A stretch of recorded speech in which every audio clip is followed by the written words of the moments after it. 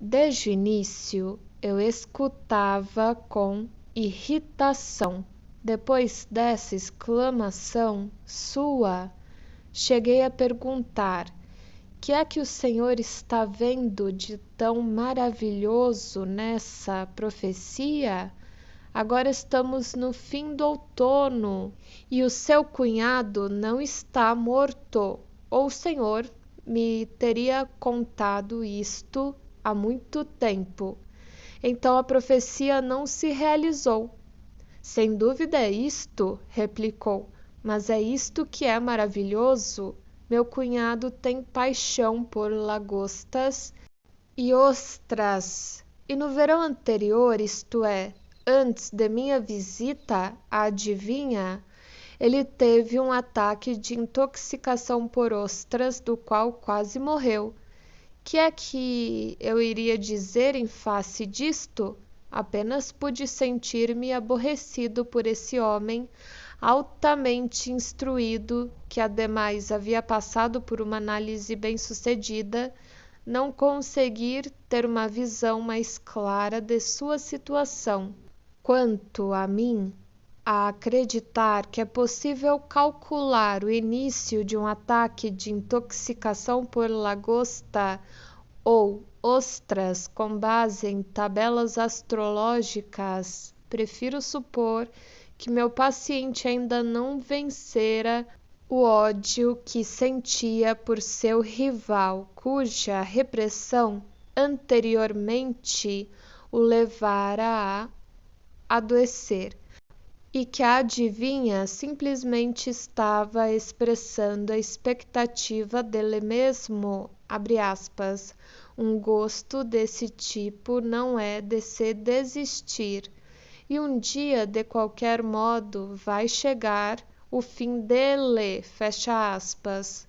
Devo admitir que não consigo pensar em nenhuma outra explicação para este caso, a não ser que talvez meu paciente estivesse fazendo uma brincadeira comigo. No entanto, naquela ocasião, nem em época posterior, ele me deu motivos para semelhante suspeita e pareceu estar levando a sério o que disse. Aqui está outro caso.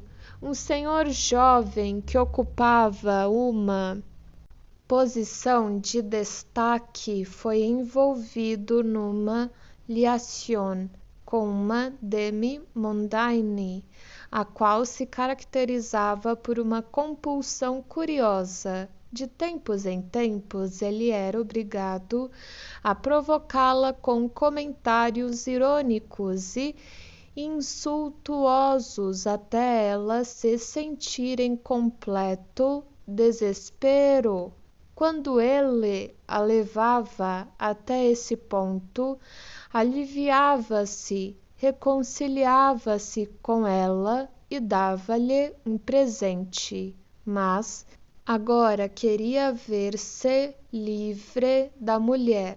A compulsão parecia-lhe uma coisa muito estranha.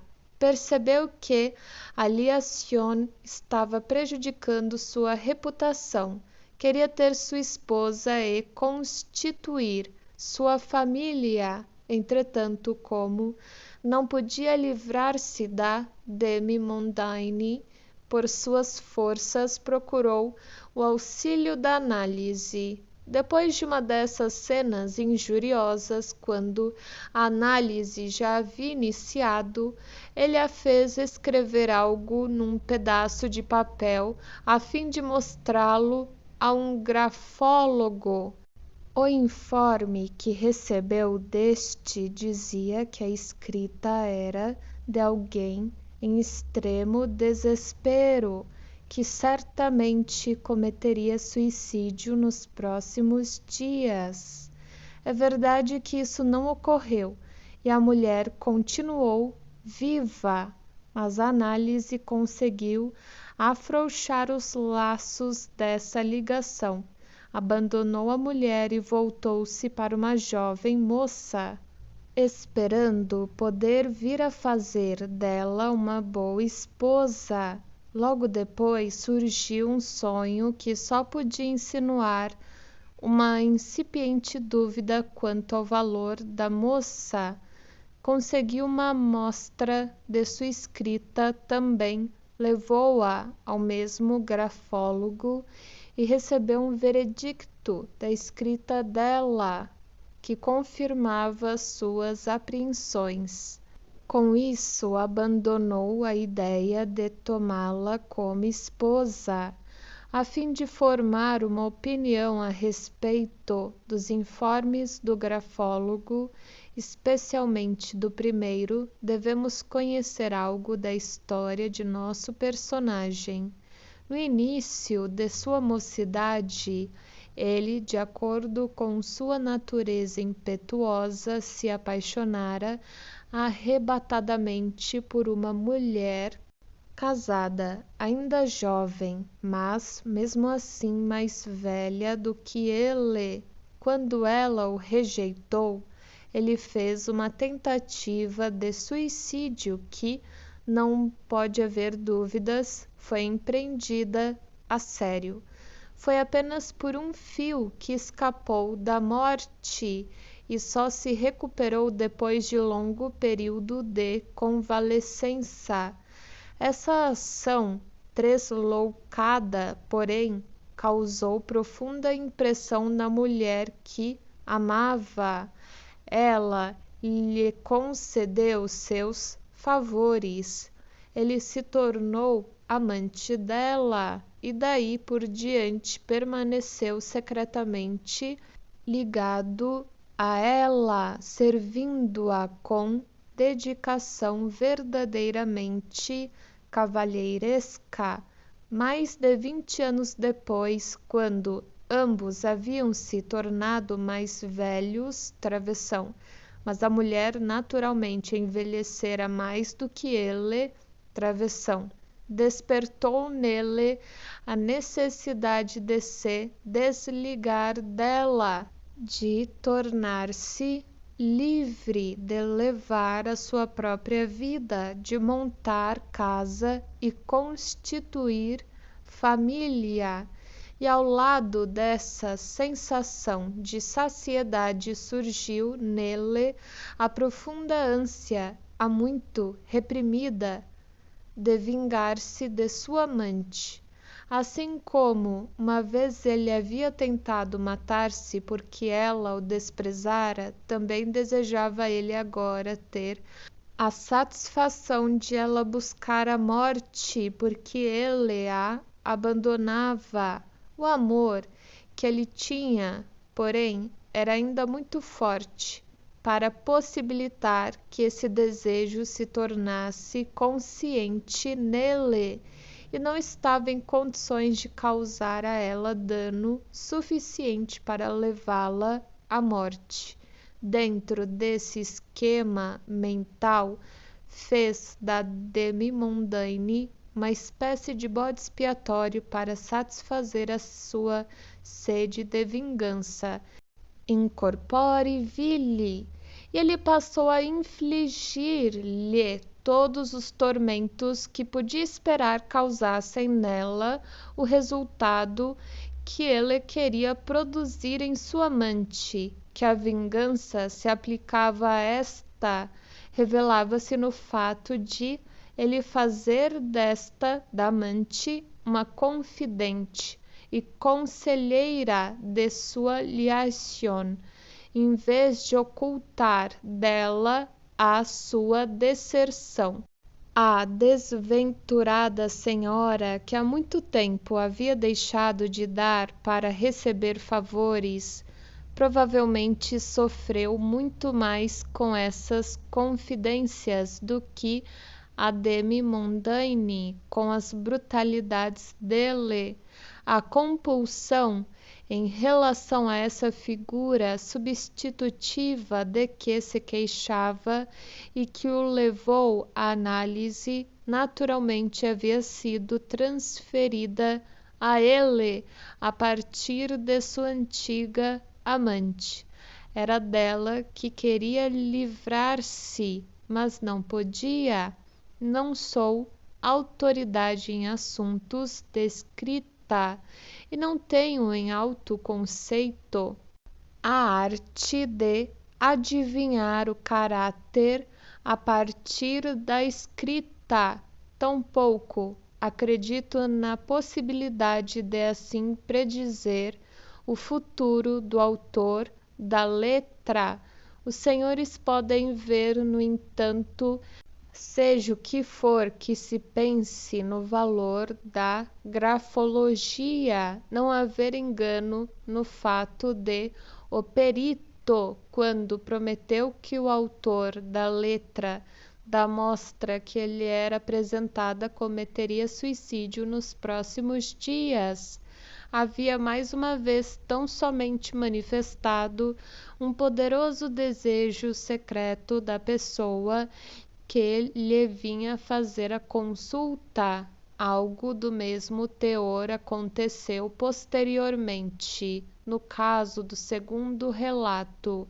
Ali o que estava em questão, porém, não era um desejo inconsciente, era a dúvida crescente e a apreensão do consulente que encontravam uma clara expressão na boca do grafólogo.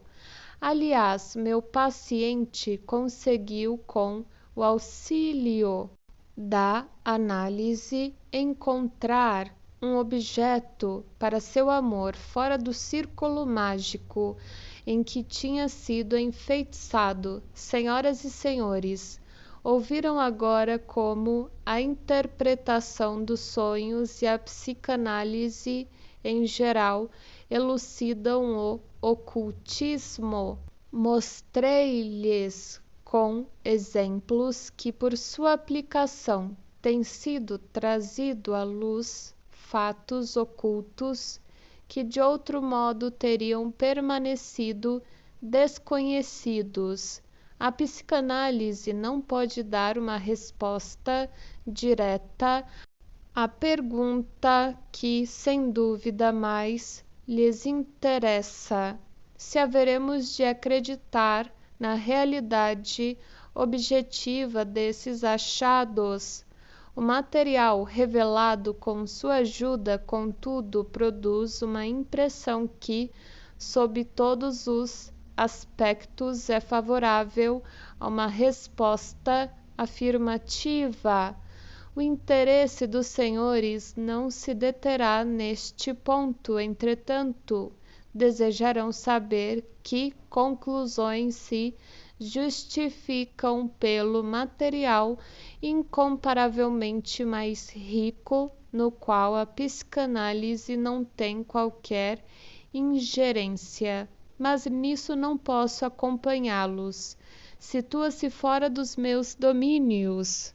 A única coisa adicional que poderia fazer seria relatar-lhes observações que pelo menos têm tanta relação com a psicanálise por terem sido feitas durante tratamento psicanalítico e até mesmo, talvez, se tornaram possíveis por influências desta.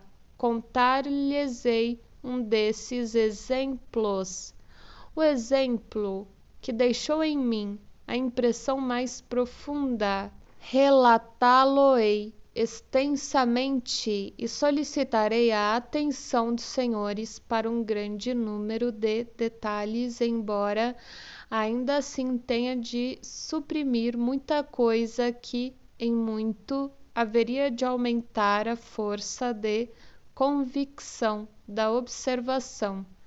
É um exemplo no qual o fato veio claramente à luz e não necessitou ser desenvolvido pela análise.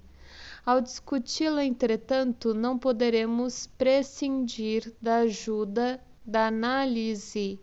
Contudo, lhes direi antecipadamente que também este exemplo de aparente transmissão de pensamento na situação analítica não está isento de toda dúvida e não nos permite assumir uma posição de irrestrito apoio à realidade dos fenômenos ocultos.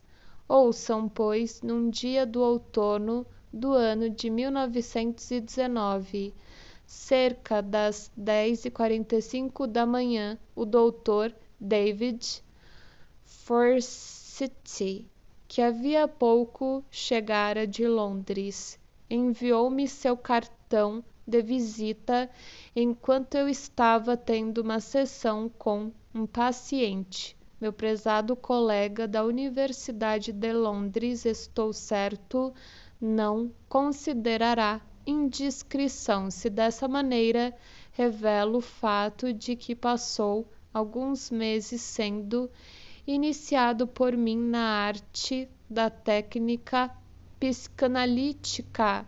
Apenas tive tempo de saudá-lo e marcar um encontro para vê-lo mais tarde. O Dr. Forsythe tinha direito ao meu interesse particular. Foi o primeiro estrangeiro a vir ter comigo, após eu haver sido interrompido em minhas atividades pelos anos de guerra, e a trazer uma promessa de dias melhores. Logo depois, às 11h, chegou Herr P., um dos meus pacientes, um homem inteligente e agradável, entre 40 e 50 anos de idade, que inicialmente me havia procurado por causa de dificuldades com mulheres. Seu caso não prometia qualquer êxito terapêutico. Muito tempo antes eu havia proposto que parássemos o tratamento, mas ele quisera continuá-lo, evidentemente porque se sentia vontade em uma transferência paterna bem temperada em relação a mim. Nessa época, o dinheiro não tinha qualquer papel de importância. Havia muito pouco em circulação. As sessões que eu tinha com ele eram estimulantes e também reconfortantes e, por conseguinte, passando por cima de estritas regras da clínica médica, o trabalho analítico estava sendo levado adiante até um limite de tempo previsto.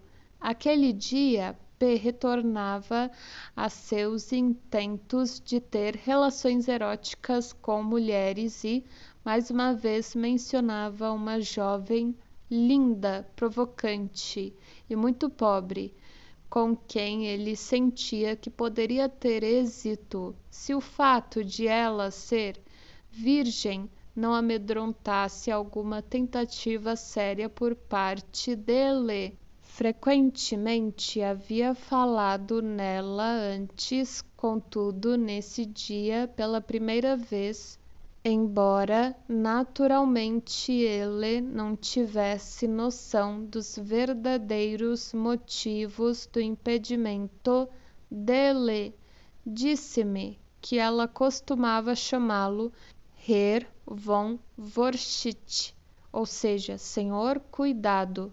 Surpreendi-me com essa informação. O cartão de visita do Dr. Forsythe estava junto a mim e mostrei-lhe. Estes são os fatos do caso. Suponho que, aos senhores, eles parecerão insignificantes. Ouçam, porém, um pouco mais. Há mais coisas por trás deles. Quando era jovem, P. havia passado alguns anos na Inglaterra e desde então conservara um permanente interesse pela literatura inglesa.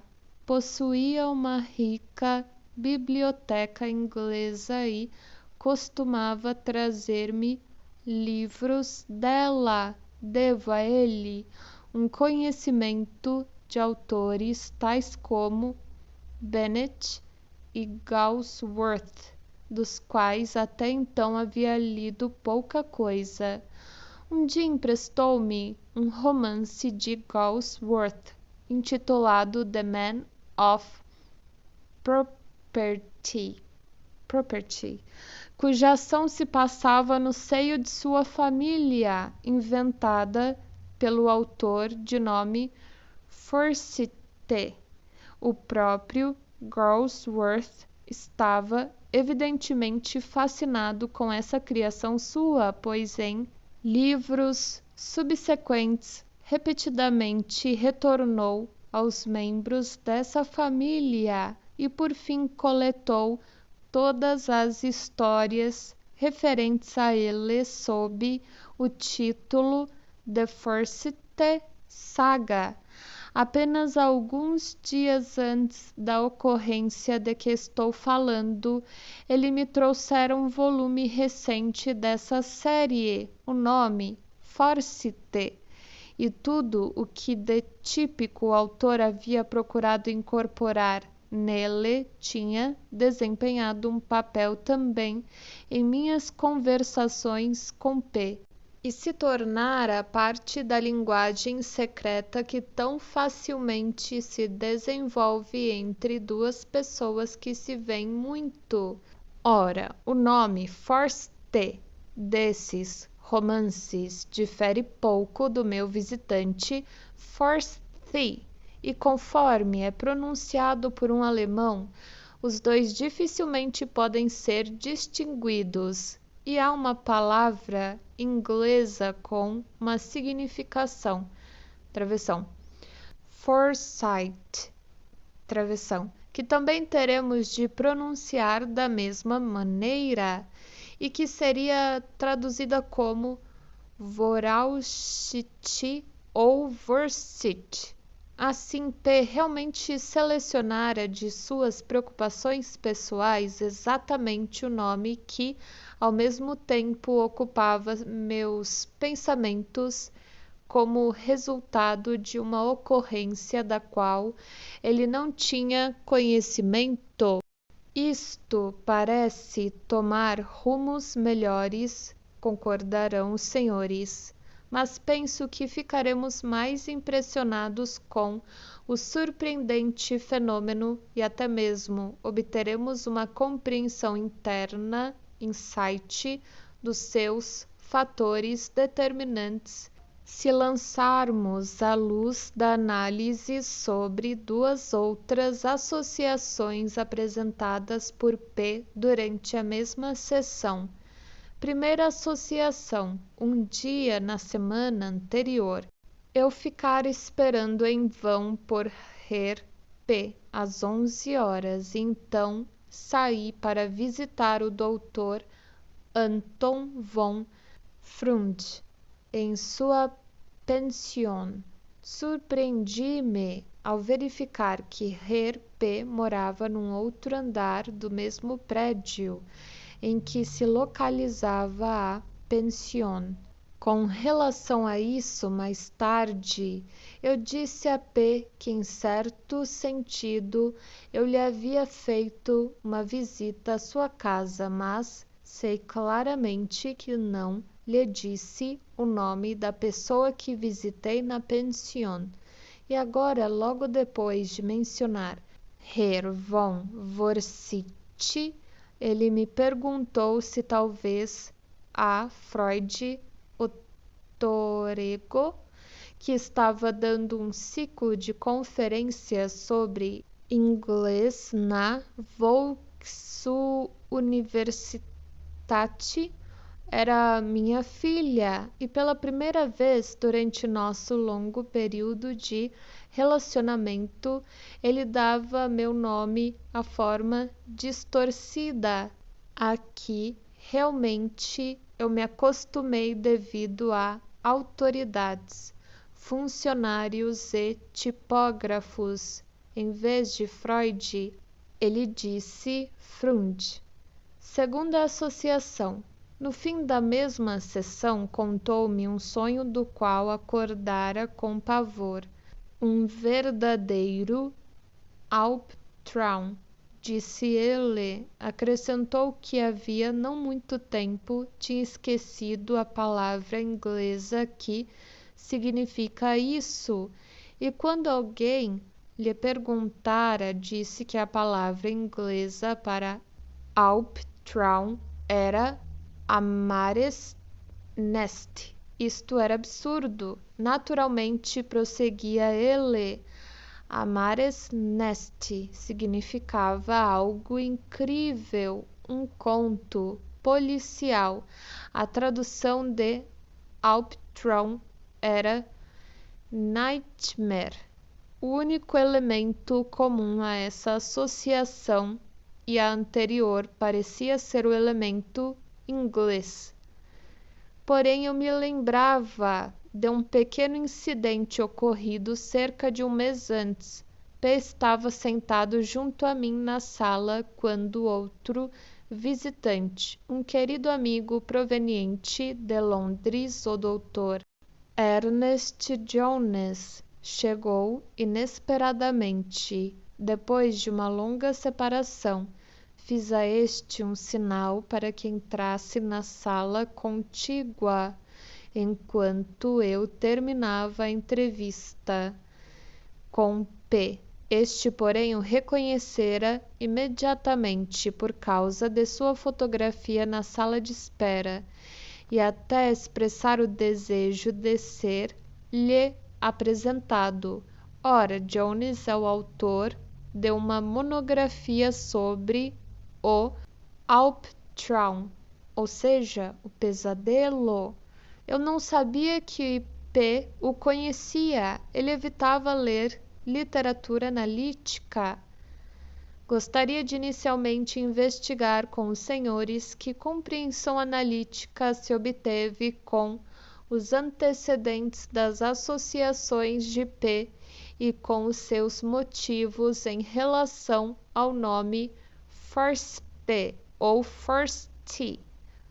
P e eu nos situávamos de modo semelhante. Para ele, o nome significava a mesma coisa. E era inteiramente a ele, P, que eu devia o conhecimento do nome. O fato digno de nota era que ele trouxe para a análise esse nome sem anunciá-lo, somente pouco tempo depois de ter se tornado importante para mim num outro sentido, devido a um evento novo, a chegada do médico de Londres.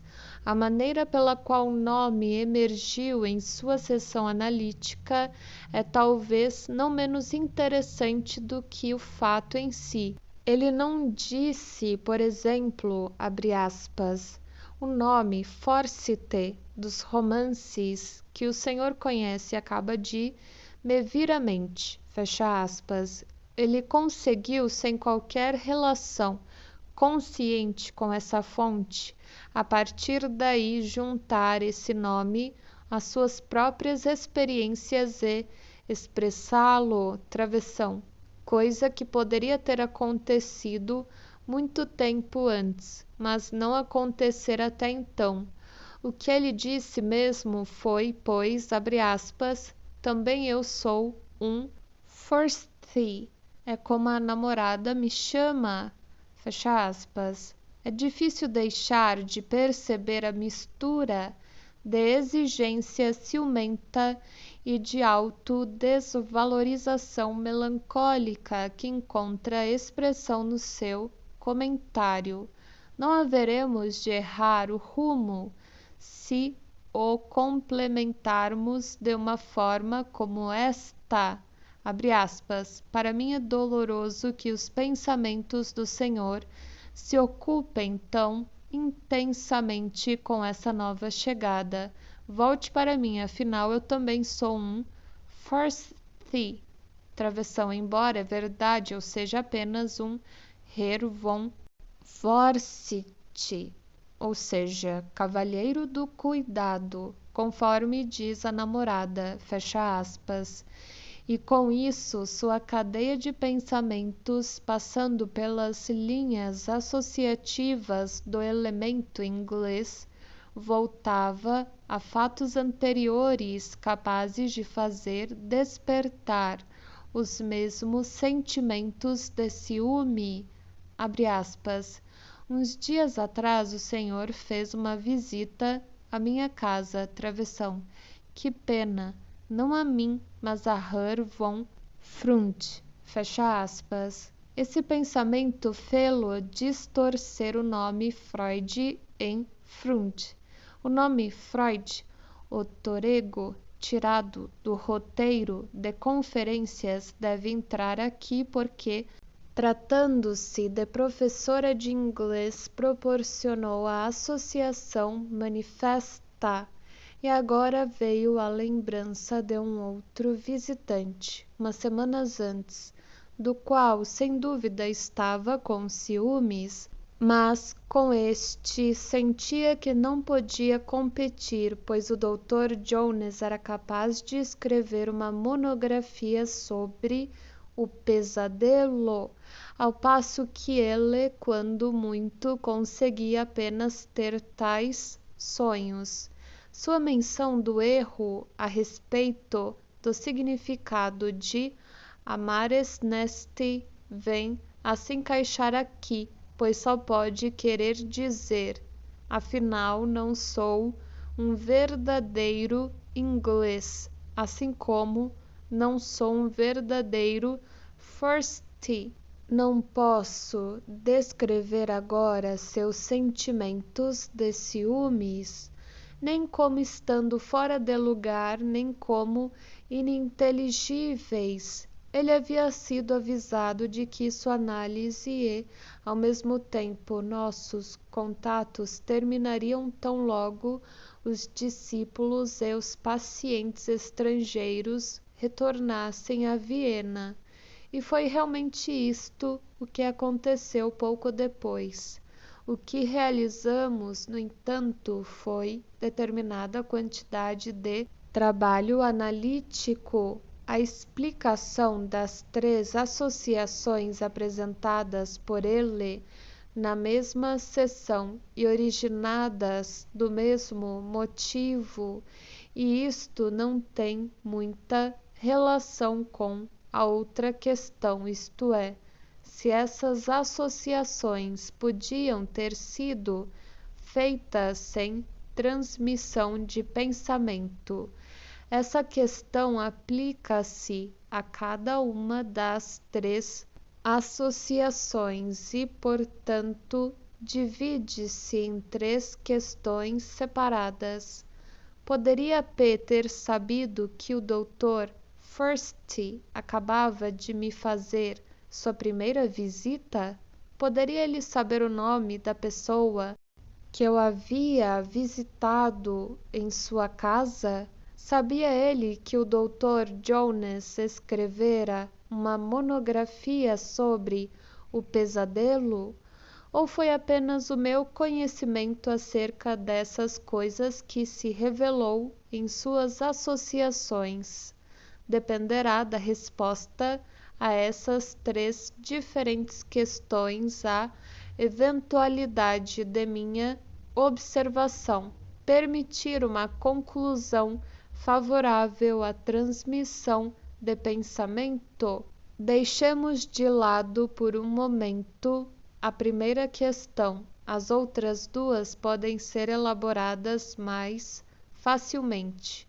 O caso de minha visita à sua pension causa uma impressão particularmente convincente à primeira vista.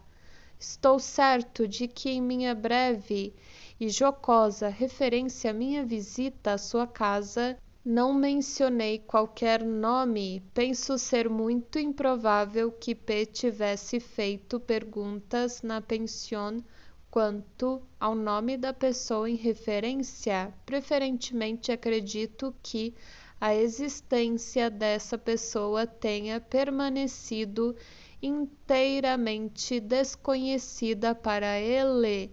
O valor probatório desse caso é, porém, totalmente desfeito por uma circunstância casual. O homem a quem fizer uma visita na pension não só se chamava Freund, só para ficar mais claro, é Freund, quase Freud, só que tem um N no nome.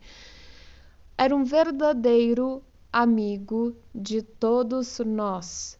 Era o Dr. Anton von Freund, cuja doação havia possibilitado a fundação de nossa casa editora. Sua morte prematura, junto com a de nosso colega Karl Abraham, alguns anos antes, são os mais graves infortúnios que atingiram o desenvolvimento da psicanálise. É possível, pois, que eu tivesse dito a P, abre aspas, visitei um amigo, Freund, na sua casa, fecha aspas, e com essa possibilidade desaparece o interesse oculto de sua segunda associação. A impressão causada pela terceira associação também se desfaz rapidamente. Podia P saber que Jones publicara uma monografia sobre pesadelo se ele nunca lia literatura analítica? Sim, podia. Possuía livros de nossa editora e poderia de algum modo ter visto os títulos das novas publicações anunciados nas capas. Isto não pode ser provado, mas também não pode ser refutado. Por essa via, portanto, não podemos chegar a conclusão alguma. Para infelicidade minha, essa observação que fiz padece da mesma debilidade de tantas outras. Foi escrita muito depois e foi discutida numa época em que não estava mais em contato com Herr P. e não pude fazer-lhe mais perguntas. Voltemos ao primeiro evento que, mesmo tomado de per si, apoia o fato aparente de transmissão de pensamento. Poderia P saber que o Dr. Forsyth estivera comigo um quarto de hora antes dele? Poderia ele ter absolutamente algum conhecimento de sua existência ou de sua presença em Viena? Não devemos ceder à tendência a repelir sem exame ambas as perguntas. Posso entrever um caminho que leva a uma resposta parcialmente afirmativa. Afinal, eu podia ter dito a Herr P. que eu estava esperando um médico vindo da Inglaterra, que vinha receber formação em análise, como uma primeira pomba após o dilúvio.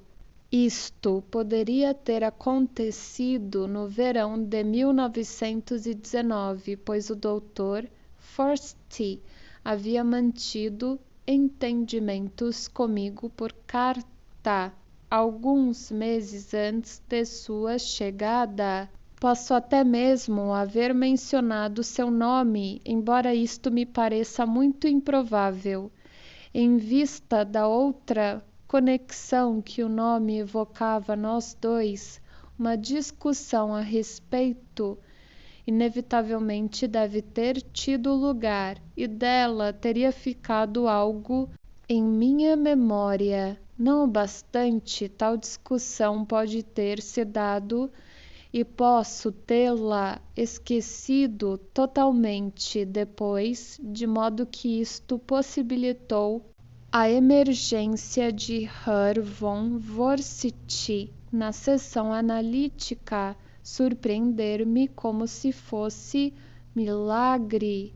Se alguém se considera um cético, é bom ter dúvidas às vezes também acerca do ceticismo próprio. Pode ser que também eu tenha uma secreta inclinação ao miraculoso, o que seria um meio caminho andando para ir ao encontro da criação de fatos ocultos.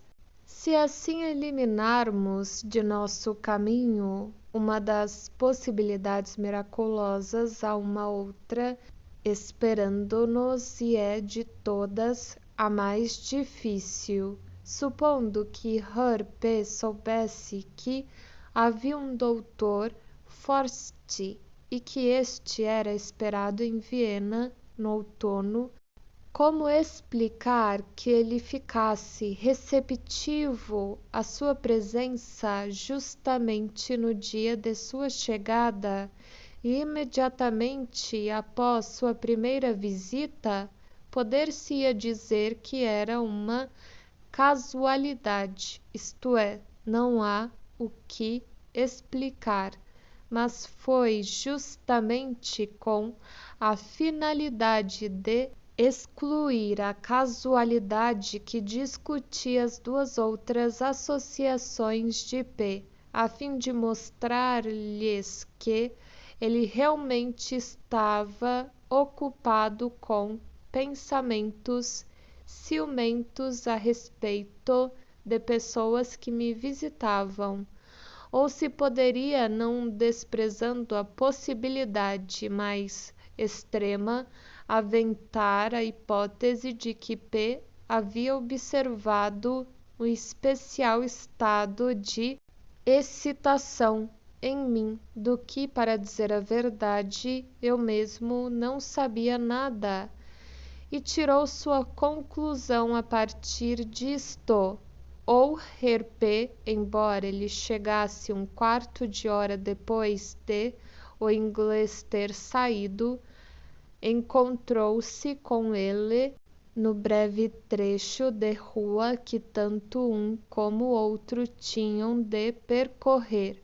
Reconheceu-o por sua aparência caracteristicamente inglesa e, estando em permanente estado de expectativa ciumenta, pensou, abre aspas, então é este o doutor Forst, com cuja chegada minha análise vai chegar ao fim, e provavelmente ele acaba de vir agora mesmo do professor, fecha aspas. Não posso levar mais adiante essas especulações de raciocínio. Mais uma vez, resta-nos um non liquet, não provado, mas devo confessar que tenho a impressão de que também aqui os pratos da balança se inclinam a favor da transmissão de pensamento. Ademais, certamente não estou só ao ter-me decidido experimentar eventos ocultos como este na situação analítica. Helene Deutsch publicou algumas observações semelhantes em 1926 e estudou a questão de serem eles determinados pela relação transferencial entre paciente e analista.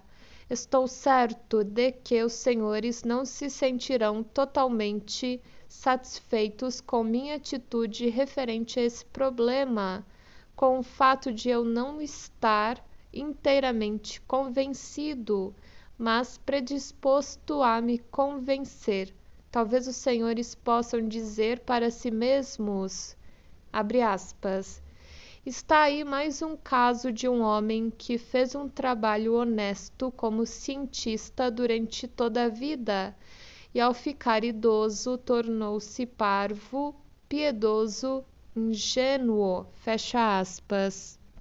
Estou consciente de que alguns grandes nomes devem ser incluídos nessa categoria, mas não devem contar-me entre eles.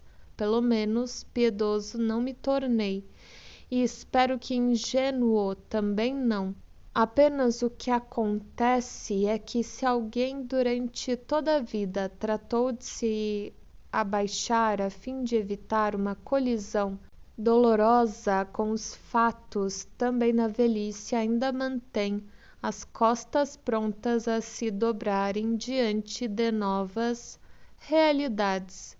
Sem dúvida, os senhores gostariam que eu aderisse a um teísmo moderado e me mostrasse incansável em minha rejeição a tudo o que é oculto. Sou, contudo, incapaz de cortejar favores e devo insistir em que tenham ideias mais gentis acerca da possibilidade objetiva da transmissão de pensamentos e, ao mesmo tempo, também da telepatia. Os senhores não se esquecerão de que aqui estou apenas tratando esses problemas na medida em que é possível abordá-los do ponto de vista da psicanálise.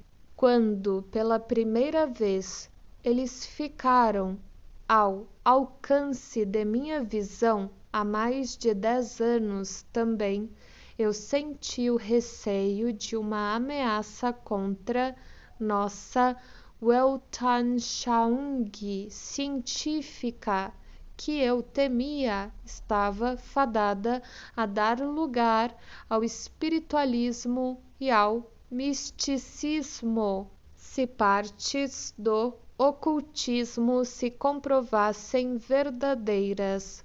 Atualmente penso de modo diverso. Em minha opinião, não mostra grande confiança na ciência quem não pensa ser possível assimilar e utilizar tudo aquilo que talvez venha a se revelar verdadeiro nas assertivas dos ocultistas, especialmente no que diz respeito à transmissão de pensamento. Ela parece realmente favorecer a extensão do modo científico, ou como dizem nossos opositores mecanicistas, de pensamento aos fenômenos mentais que são tão difíceis de apreender. Supõe-se que o processo telepático consiste num ato mental que se realiza numa pessoa e que faz surgir o mesmo ato mental em uma outra pessoa. Aquilo que se situa entre esses dois atos mentais facilmente pode ser um processo físico, no qual o processo mental é transformado em um dos extremos e que é reconvertido mais uma vez no mesmo processo mental no outro extremo. A analogia com outras transformações, tal como ocorre no falar e no ouvir por telefone, seria então inequívoca. Imaginem só se alguém pudesse aprender esse equivalente físico do ato psíquico. A mim haveria de parecer que a psicanálise, ao inserir o inconsciente entre o que é físico e o que era previamente chamado psíquico, preparou o caminho para a hipótese de processos tais como a telepatia. Basta que a pessoa se habitue à ideia da telepatia para que possa realizar muita coisa com ela. Travessão. Por enquanto, é verdade apenas na imaginação. É um fato bastante conhecido que não sabemos como se realiza o propósito comum nas grandes comunidades de insetos. Possivelmente se faz por meio de uma transmissão psíquica direta desse tipo.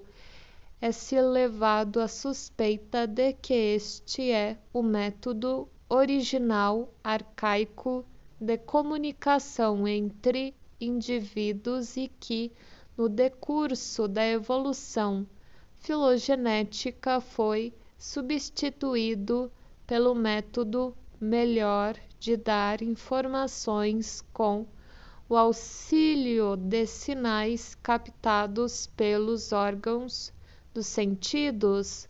O método anterior, contudo, poderia ter persistido nos bastidores e ainda ser capaz de se pôr em ação sob determinadas condições. Travessão, por exemplo, em multidões de pessoas apaixonadamente excitadas. Tudo isso ainda é incerto e pleno de enigmas não solucionados. Não há, porém, razão para temê-lo. Se existe telepatia como processo real, podemos suspeitar que, apesar de tão difícil de demonstrar, seja um fenômeno bastante comum. Ela concordaria com nossas expectativas se fôssemos capazes de demonstrá-la, especialmente na vida mental das crianças. Aqui nos recordamos da frequente ansiedade sentida pelas crianças ante a ideia de que seus pais conhecem todos os seus pensamentos, sem que estes tenham sido contados a eles. Travessão, equivalente exato e talvez fonte da crença dos adultos na onisciência de Deus. Há pouco tempo, Dorothy Burlingham, uma testemunha fidedigna, em um artigo sobre a análise da criança e da mãe, 1932, publicou algumas observações que, podendo ser confirmadas, viriam a terminar com as dúvidas remanescentes a respeito da realidade da transmissão de pensamento. Fez uso da situação que já não é mais uma situação rara, em que uma mãe e seu filho estão simultaneamente em análise, e relatou alguns eventos notáveis como o que se segue. Um dia a mãe, durante sua sessão analítica, falou de uma moeda de ouro que tinha desempenhado um papel, especialmente em uma das cenas de sua infância. Imediatamente depois, tendo retornado à casa, seu filhinho de cerca de 10 anos veio até o quarto dela e lhe trouxe uma moeda de ouro e pediu-lhe que ela a guardasse para ele. Surpresa, ela lhe perguntou de onde ele a tinha obtido. Haviam-lhe dado a moeda no seu aniversário, mas o aniversário do menino tinha transcorrido diversos meses antes e não havia motivo para a criança dever lembrar-se da moeda de ouro justamente agora. A mãe referiu a ocorrência à analista do filho e pediu-lhe para descobrir junto à criança o motivo de sua ação. A análise da criança, contudo, não elucidou nada do assunto. A ação se havia intrometido naquele dia na vida da criança como se fora um corpo estranho. Poucas semanas depois, a mãe estava sentada à sua escrivaninha, redigindo, como lhe havia sido dito que fizesse, um relato da experiência, quando entrou o menino e lhe pediu de volta a moeda de ouro, pois queria tê-la consigo para mostrar em sua sessão de análise. Mais uma vez, a análise da criança não pôde descobrir explicação alguma para esse desejo, e isto nos faz retornar à psicanálise, que foi de onde partimos.